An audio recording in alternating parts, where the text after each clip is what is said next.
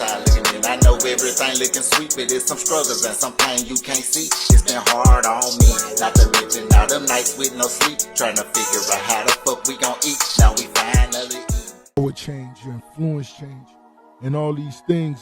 Hopefully, you could use them in a positive way. What you and your team could benefit from it. Did Meek Mill finally decide to set aside the beef he had with his ex-mentor and homie Rick Ross, or is the deal he had with MMG, Maybach Music Group, still making problems for him? That's one of the questions that we've all been asking lately. Also, what is Meek Mill doing right now with Dreamchasers Records? Was the deal he made with Jay-Z a way to show Rozay not to mess with him? It might as well be the case, it seems like. But before we get to that, let's kick things off with what's really going on between Rick Ross and Meek Mill. We gotta back it up a little bit and see how we got here in the first place. The reason why Rick Ross and Meek Mill got their beef going in the first place is most likely due to the loss of money over a record label contract. There are other possible reasons too, but this is most likely the biggest of them all. So what's the deal? Who cut off who? Where there are albums being produced, there's money coming in, and even though T.I. was the first one who got Meek Mill and made a record deal with him, T.I.'s grand hustle never got around to making an album with Meek because he spent 7 months in prison. They parted ways back in 2010. However, in February 2011, all that changed when Rick Ross signed Meek Mill for his record label called Maybach Music Group. Meek Mill signed a contract with Rozay, and all of his 5 albums were produced during this time with MMG. But it wasn't all sunshine and rainbows for long. Last year, Meek started talking about his financial situation on Twitter, and that got a lot of people talking. He tweeted several times about it. I haven't got paid from music and I don't know how much money labels make off me. I need lawyers ASAP. Then he threatened to make his contract open to the public, saying, ask the record label, how much have you spent on me as an artist? Then you ask, how much have you made off of me as an artist? I'm about to make my record deal public by Monday. Just let the world see what these people are. Since Meek is signed to Atlantic, MMG, and Roc Nation, it wasn't absolutely clear about who he was upset with. Rick Ross had something to say about it too. He actually thinks he's still cool with Meek and that Meek thought of Atlantic Records when he tweeted. In an interview for The Morning Hustle, he said, Be honest, when Meek taking a jab at anybody, the only way I can assume is he doing that at Atlantic Records.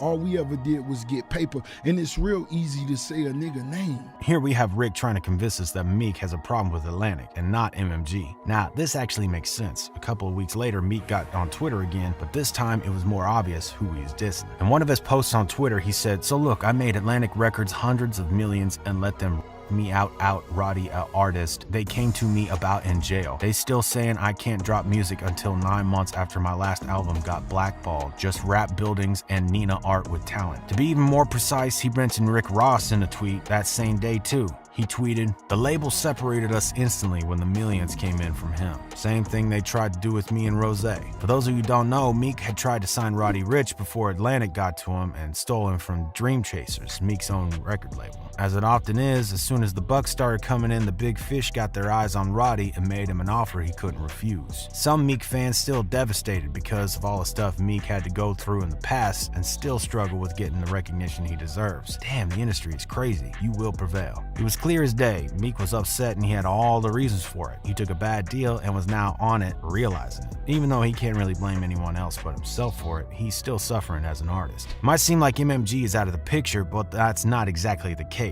Ross and Meek had their fair share of beef still. For example, Meek Mill didn't allow Rozay to enter his birthday party last May at Miami's LIV nightclub. That right there shows us that Meek wants some distance between him and Ricky. Perhaps he wants out of both Atlantic and MMG. It could be that Meek Mill finally got enough of being taken advantage of and is thinking about going independent or at least changing his contracts. That takes us to the second question, and that's Meek Mill's record label. On October 26, 2012, Meek Mill announced the launch of his own record label called Dreamchasers Records. However, it's not a solo venture. In fact, he signed a deal with Jay-Z's Roc Nation. Now, what's the situation like at Dreamchasers? Who's running the show? Yes, it's a joint venture with Roc Nation, but he enjoys the freedom of signing artists. He has full control over the creative strategy when it comes to music, as well as the liberty to do his own marketing. That, however, doesn't change the fact that he's still signed for Atlantic with a deal that he thinks is awful. Until that contract comes to an end, it seems like he'll have a lot of trouble on his mind. If one day Meek Mill gets to both terminate his contracts with MMG and Atlantic and make a name out of Dreamchasers, it would be a big slap to Rozay's face, who was not only a longtime homie, but a mentor too. Let's not forget it was nobody else than Rick Ross who was responsible for boosting Meek's career and making him reach the top of the hip-hop charts. If it wasn't for him, none of this would be possible for Meek. Which brings us to another topic. Some believe Meek should ditch his deal with Roc and Atlantic and stick back to what he used to do, staying close to Rick Ross. Wack 100 spoke on the matter and he had a lot to say about it. Detach him from Rick Ross.